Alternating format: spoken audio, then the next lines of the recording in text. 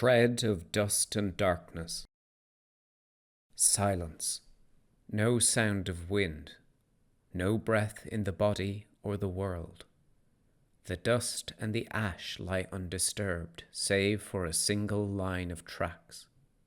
The mind's eye leans in, swoops to follow. A straight line of tracks, one pair of feet through the arid land. The sun is hidden behind clouds. Rain falls, but it does not disturb the ash. It hardly seems to touch the ground before it is swallowed up, gulped down by the thirsty ashes. No puddles form, no little rivulets, nothing to wash away the tracks. Nothing but the ash and the tracks, and then, on the horizon, something else. Slip closer. Ruins, beautiful ones, this place. Houses, workshops, a long table under the eaves of a red stone building. Even here, even at the heart of a family twisted by the past, there would have been laughter and music. Nothing of that remains, only the dust and ash that coats everything. The tracks do not veer. It is as if, a dozen miles away, the one who made them knew exactly where this door was, and set off to walk through it, even though it could not possibly see where it was. Ruler straight, the tracks disappear into the house. They become harder to follow. Ash has blown in from the outside. The door is wide open and settled on the ground in irregular patches. The tracks veer around an upturned table and down through another door. No more ash here, but the dust is thick in the air. We no longer need to see those footprints to know where they are going. It's inevitable. There's only one way to go. Down the stairs into a cellar, a hidden chamber. The air is hard to breathe, as if it resents even the movement of a single pair of lungs struggling not to drown in the dryness. The last thing we see in our mind's eye is a shape, a humanoid shape, falling to dust, sifting from solid to air in the blink of an eye. There is something here in this dark chamber, something that thirsts, something that is calling its children home. Overview. Imperial heroes defeated the Dry Patricians' attempt to spread the Blight. The Blight remains a threat, however. Seek out the poison in your neighbour's fields, lest your own crops be blighted. Saying of vigilance. In the spring, the heroes of the Empire scored a decisive victory over the Dry Patricians, partly thanks to the use of certain mysterious preparations whose secrets are known only, it is said, to the Hakama of Salt and Sand, and partly due to the courage of those who refused to allow the Madrugan Blight to spread any further. The threat of the Blight spreading from the region once called the Great Grasses, and lately Blightheart, has been ended, at least for the moment.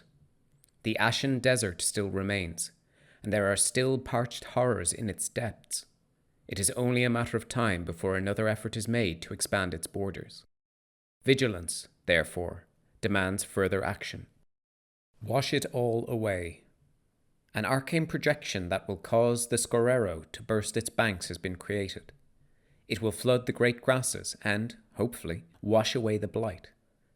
There is some fear that if the magic is performed without first ensuring the heart of the blight is cleansed, it may just change the nature of the disaster. The arcane projection is believed to be in the possession of Eliza, Grandmaster of the Unfettered Mind. Last season, Diane of Eagle Striding presented an arcane projection that can be cast at the summer solstice, causing the Scorero to flood its banks and wash over the surrounding areas. The projection is believed to be in the possession of the Grandmaster of the Unfettered Mind, Eliza. The Rainmaker, Osagran, has offered his aid in casting it, and it is believed that it would have the effect of washing the region clear of blight. Unfortunately, there are real concerns that unless the magic at the heart of the blight is ended, this could well simply change the problem rather than bringing it to an end. The unaccounted for. Conjunction. The remains of one of the De Tuteman family are still unaccounted for. It may be that the curse of the blight is now focused around that individual. This is a combat possible encounter.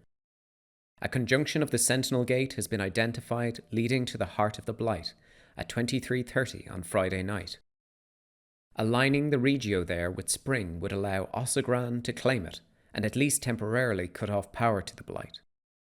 The civil service have determined that the Hakama of Salt and Sand should take responsibility for this conjunction. Lutomisla Niegoslava performed the appraisal that provided some answers to the threat of the blight. While she has been busy in the northeast for the last few months, the prognosticator's office has liaised with Gideon of the Farthest Shore, the member of the unfettered mind rescued by Imperial heroes, seeking what can be learned from the magician's own observations of the blight. Based off the work of Lutomisla, Bakar, and all that has come before, he has concluded that, now that the blight has entered a quiescent phase, its power is drawing towards its centre, to the abandoned villa of the D. Tutaman where he believed all this began. There is known to be a powerful regio aligned with the winter realm at its centre. He believes it is no coincidence that the body of Aldea D. Tutaman, the apparent focus of whatever ill-fated ritual opened the way to the wasteland, is still unaccounted for. Gideon has a supposition. He believes that the body of Aldea D. Tutaman lies at the centre of the blight. With the defeat of the Harbingers, all that is quiescent within the Deadlands will be focused within her. The curse is weakened, but will continue to grow in strength again until another cycle of expansion begins. It is possible that, in a literal sense, she is the centre, unable to move, an unliving regio, monument to hubris. Whether any consciousness lurks within the body, or what the nature of that consciousness could be, is unimportant. Gideon notes, however, that one of the properties of a regio is that it can be claimed by an Eternal. If an appropriate Eternal could be convinced to do so, it might provide a way to cut the blight off from the wasteland. Right now, to claim the regio would be to claim the blight. Of course, they would have to be a winter Eternal, as it is a winter regio. And this is unfortunate, because the Winter Archmage is meeting at this summit with a certain unsuitable candidate of whom to make this request. Fate, however, has offered an opportunity. Gideon has identified a conjunction of the Sentinel Gate that will open at 11:30 on the Friday night of the summit. It is a small conjunction, allowing only for 5 people, but it opens to the villa of Aldea D. Tutaman, Blightheart, Madriga, to the heart of the blight itself. If an agreement could be brokered with Ossagran earlier that evening, and a suitable ritual team sent through the gate to brave whatever they find there, the Empire has the means to, however briefly, allow the blight to gain the nature of spring and allow Ossagran to claim it. Then, surely, it would be safe to perform Diane's ritual and cleanse Madriga once and for all. The civil service have identified that the Hakama of Salt and Sand, as representative of the Hakama of Madriga, and one who has been heavily involved in the matter of the Dry Patricians, should be responsible for this conjunction. Ashes and dust. Azoth is exploring the possibility of a destructive alchemical preparation. The Crucible has an offer of their own for Bakar regarding the destruction of the Blight. Once the Blight is resolved, it will share the result of its explorations with Bakar Irequeza. The incursion of Lux Springs during the spring equinox saw a tough battle against the Part. But in the process, Bakar Irequeza was apparently able to claim some of the dust and ashes of the Dry Patricians. The Eternal Azoth has already offered some aid, working with the Hakama to create an alchemical substance that made it easier to destroy the dreadful creatures of the Blight. In return, it asked for some of the ashes of the Dry Patrician attacking Segura. It appears that the ashes were delivered, and the Crucible has begun to study them and their essential nature to see what secrets might be teased out of them.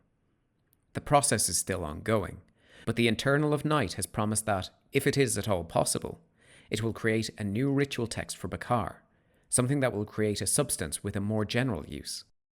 Once the parched are dealt with, after all, a material specifically designed to destroy them loses much of its appeal. However, because one thing must end before another can begin, Azoth cannot complete its research until the Blight is dealt with. They say that they intend to make the Empire, through Bakar, a request to choose a wound transformed over a wound healed.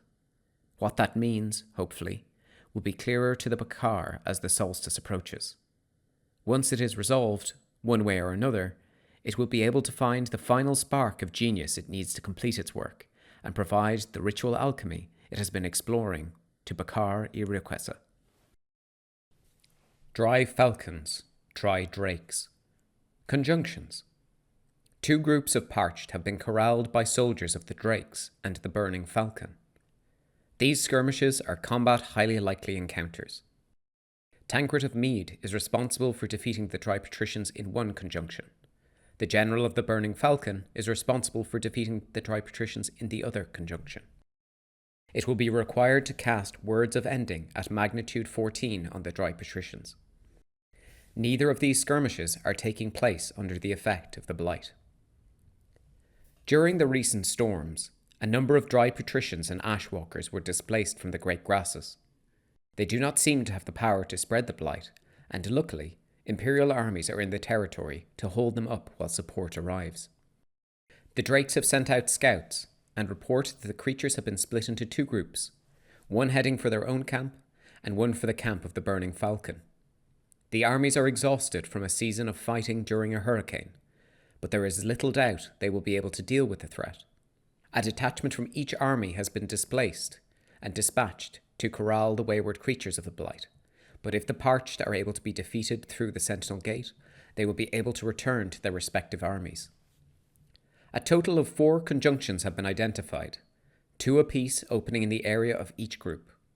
The expectation is that the first group will go through to establish a beachhead against the parched, perhaps taking a few down, before they are joined by the second group. Each conjunction allows 8 people to pass through the Sentinel Gate. The first will open at 18:45, and then another 5 minutes later, allowing a total of 16 people through to fight the group corralled by the Kohan. It is the responsibility of the General of the Burning Falcon, Aracelius E. Arrigo, to defeat this group. Doing so will allow the Kohan to return to the army, providing 50 additional strength to the Burning Falcon. The third and fourth will open at 19:15 and 19:20, respectively, allowing another 8 people each through to fight the group confined by the bills of the Drakes. It is the responsibility of Tancred of Mead, General of the Drakes before the start of the summit, to defeat this group. Doing so will allow the soldiers to return to the army, providing 50 additional strength to the Drakes. Curiously, it seems that each force has 2 actual dry patricians with them, and that the Drake scouts have identified this by runes on their faces. These dry patricians, while formidable as ever, are not bringing the blight in their wake. Probably unrelatedly, the Drake scouts also report that small amounts of dried meat were found stolen from their provisions the night before the patricians were first identified. A strange mystery. Perhaps it shall endure forever.